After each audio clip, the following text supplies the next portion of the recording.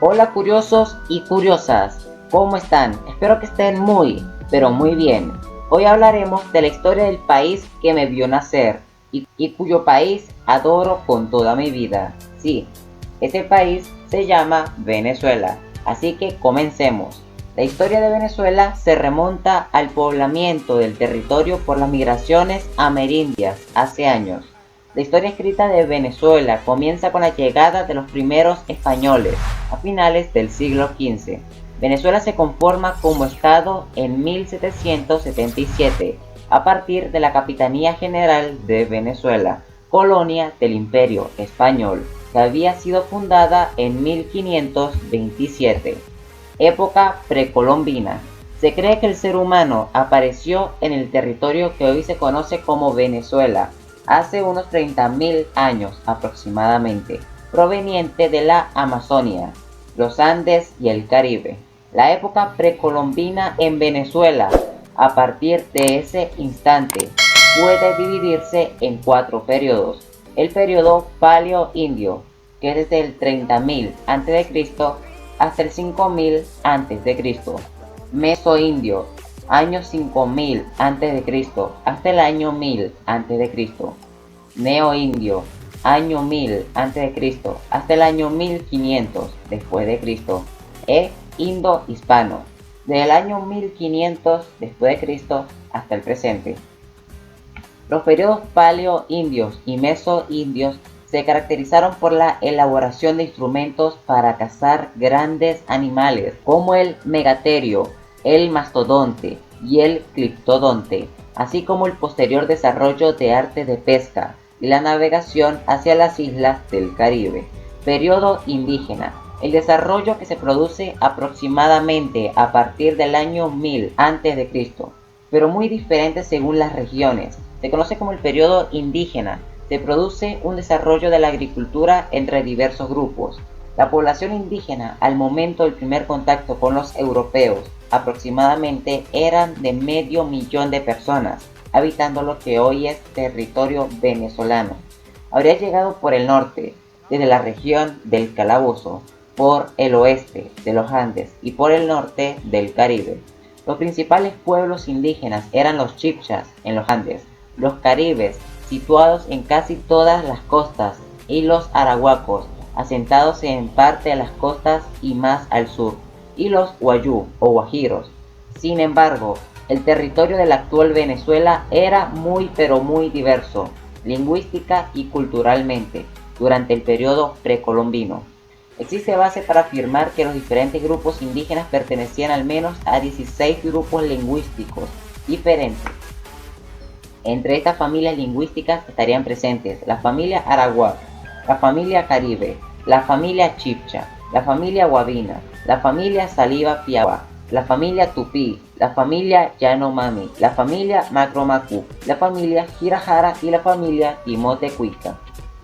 Y además existe un número de pueblos indígenas que hablaban lenguas aisladas o no clasificadas, cuya filiación no se conoce con precisión, y son el Macu, el Pumé, el Sapé, el Uruk, el Guarao, el Guamo y el Otomano.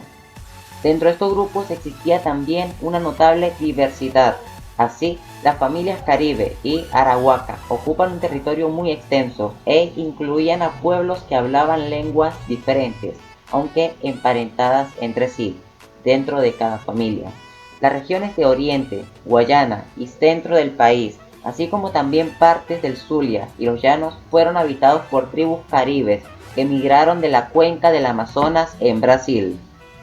Aunque después, a causa de guerras territoriales, ocuparon la costa norte de Sudamérica. Los arahuacos provenientes de la Amazonía occidental poblaron regiones del que es hoy el estado Amazonas, en las planicies y buena parte del occidente y centro-occidente del país. Los guaraos se encontraban en los caños de la desembocadura del río Orinoco, los timotocuicas en las montañas de los Andes y también los yanomamis en las selvas del Amazonas.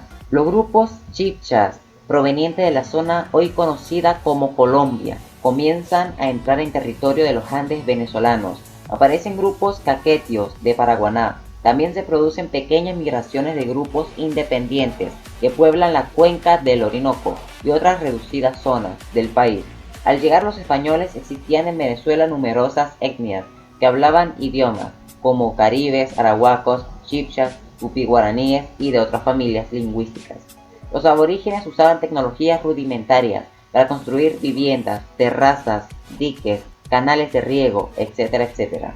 Habitaban comunidades nómadas, agricultores sedentarios, como los sembradores de maíz, un cultivo que necesitaba de complejos de sistema de riego y embalses para controlar los ríos. Habían cazadores de tantas y manatíes, recolectores de conchas marinas y pescadores, los cuales utilizaban embarcaciones fabricadas con base en un tronco de un árbol caído para transportarse. No derribaban una palma si no había necesidad de ello. Unos adecuaban el terreno montañoso para la agricultura, construyendo terrazas. Otros construían muros de piedras en los valles para ordenar los sembradíos en los llanos. Pueblos originarios construyeron una extensa red de calzadas, las cuales comunicaban a las aldeas. Crearon los campos elevados que incrementaban la producción agrícola en las zonas anegadizas, con lo cual lograban dominar las inundaciones en la época de lluvia. No solían traer materiales de regiones lejanas para construir sus viviendas o sus instrumentos. También otro tipo de materiales importantes, como casas de piedra unifamiliares en las regiones más frías. Churuatas colectivas de madera y palmas agrupaban al grupo familiar extendido. Palafitos de guayú y guaraos eran viviendas comunes apoyadas sobre los pilotes en las lagunas y en los manglares. El trueque solía constituir en el intercambio de tubérculos de la montaña por frutas de tierras bajas, maíz por huevos de tortuga, pescado salado por yuca, y así sucesivamente.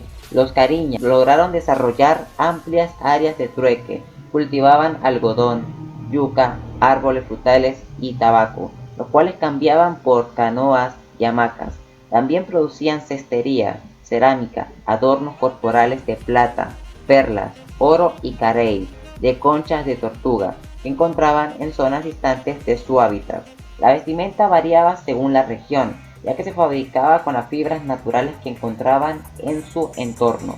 Así, atavios de lana para el frío de los Andes y guayucos para el calor. Se sancionaba fuertemente la acumulación de distintas riquezas en varias comunidades, ya que la propiedad era colectiva, la producción era social y no individual. En la mayoría de esas comunidades la comida solía prepararse para toda la población. Sin embargo, pretensiones territoriales de algunas poblaciones agresivas desembocaban en grandes guerras. Ejércitos de hasta 40.000 hombres combatieron en la guerra entre Cauches y Teques. En otras regiones, los guaraos, huyendo de los caribes, dejaron su territorio ancestral y encontraron un nuevo hogar dentro de los caños del delta del río Orinoco. La organización social variaba según la región. Había algunos pueblos que se constituían en comunidades tribales, jerarquizadas con caciques y autoridades de paz, y otras con una organización comunitaria, donde solo el chamán, curandero y guía espiritual tenían un rango superior. Usaban las plantas con fines medicinales. Bueno gente, para evitar hacer el video largo lo voy a dejar hasta aquí. Espero que te haya gustado. Si es así, dale like, y si no te gustó, dale dislike. Obviamente la historia de Venezuela es muy larga, por lo que este video es la primera parte. Ve las siguientes a continuación. Igual les dejaré el link en la descripción. Yo soy Abraham Salas, así que chao.